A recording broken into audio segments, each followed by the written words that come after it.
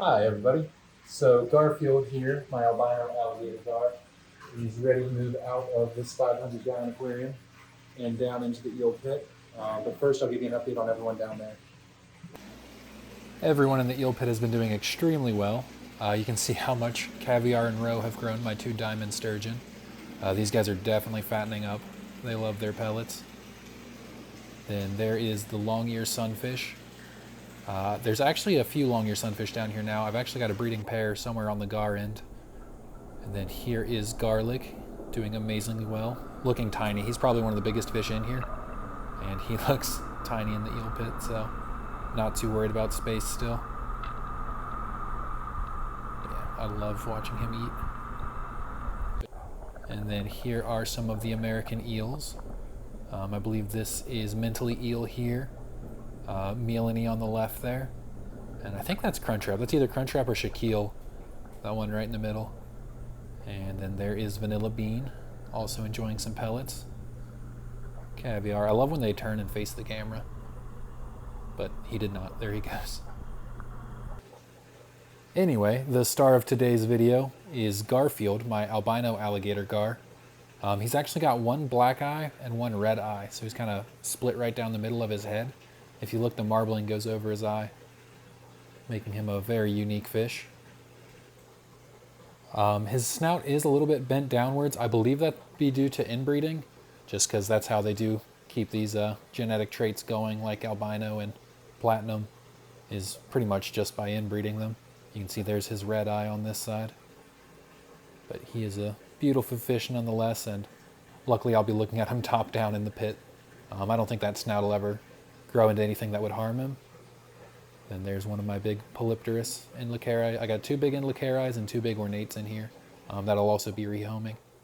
And in my sump, he's been in the sump for months. This is Bathtub. He was actually the smallest of the American eels, and he's actually grown quite nicely in the sump. But I'll get him back in the pit. But yeah, we have not seen Bathtub in a while. But then it's time to grab Garfield. I use this big dip net here, and you can see the gar actually pretty calm in aquariums.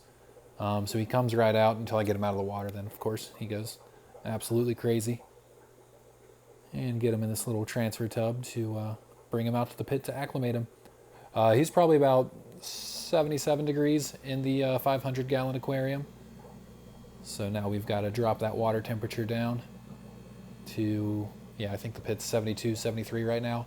And this is the end of summer, so this is peak warm temperatures that the pit experiences, which is perfect for the sturgeon. The gar don't mind at all. They feed all summer and then kind of go into their winter hibernation. You can see I added this 55-gallon drum with absolutely full of bio balls. And it all just flows back down into the eel pit. But yeah, I can actually take this off and add water to his tub whenever I want. So that kind of makes it easy to acclimate new fish. Kind of give them some pit water versus whatever water they come to me in. And then it is time to get him in. So then my brother caught him out of that and passes him down to me here. Be careful. Little Garfield. He's very well fed, as you can see. He's pretty round for a gar. I kind of wanted to boost him up a little. That's why Garlic went in. Garlic was just much larger than he was when they went in. So I wanted to boost up Garfield a little bit more in the tank, so I kept him back another month or two. That's actually Bongo, the freshwater drum on the left there. And there he goes, off with the other gar. All the gar pretty much hang out on the dark side of the pit. And then the sturgeons pretty much swim everywhere. The crabs usually stay under the light, and then the eels just hide all day. But then I am breaking down the 500 gallon, so I'm going to rehome all my Polypterus here as I drain the tank. They're pretty common species. They are all very big. They're probably 4 or 5 years old, all of them. But I do want to switch this tank over to saltwater, actually. So after catching all of them out, here they are. There's one of my big Endlicaris.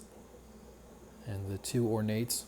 The smaller one's darker, and then the big one's definitely lightened up some. They're probably their prettiest when they're like 2-3 inches. They're solid black with yellow spots. The Endlicaris keep their color, and that really depends on substrate more than anything on them. Black substrate will really darken those bands.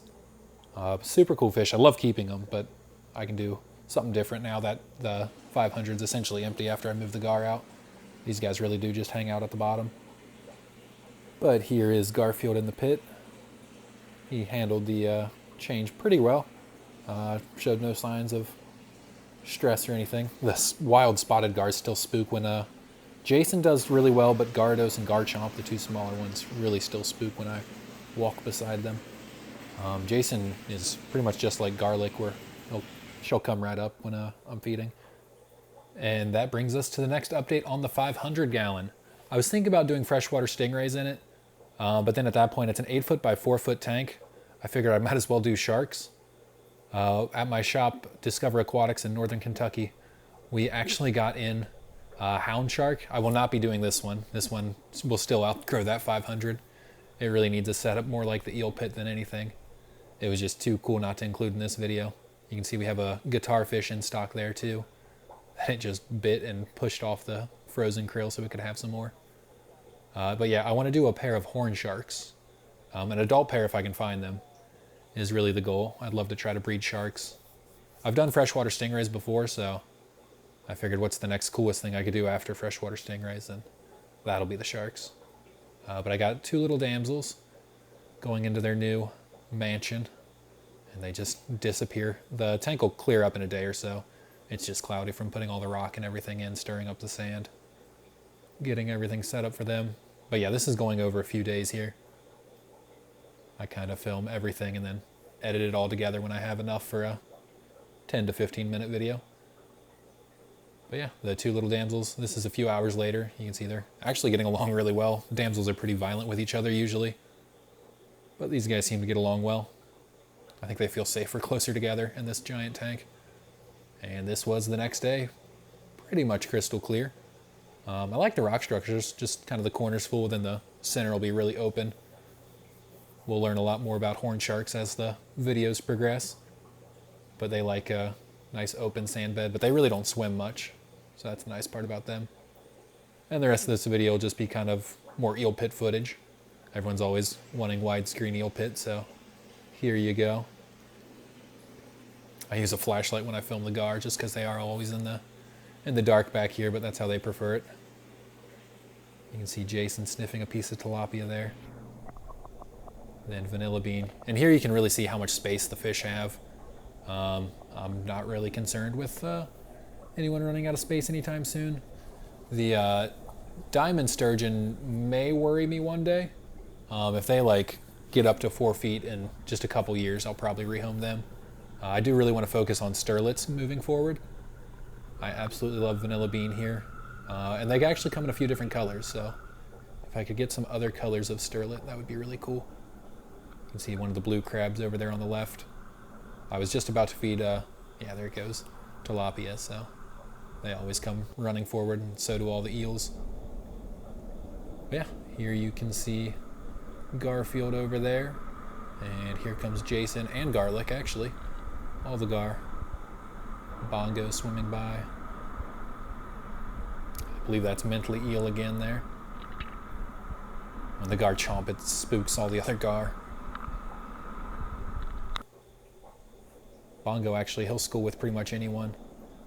Kind of trying to school with the sturgeon before he spooks. And here's a good clip of Garlic chowing down.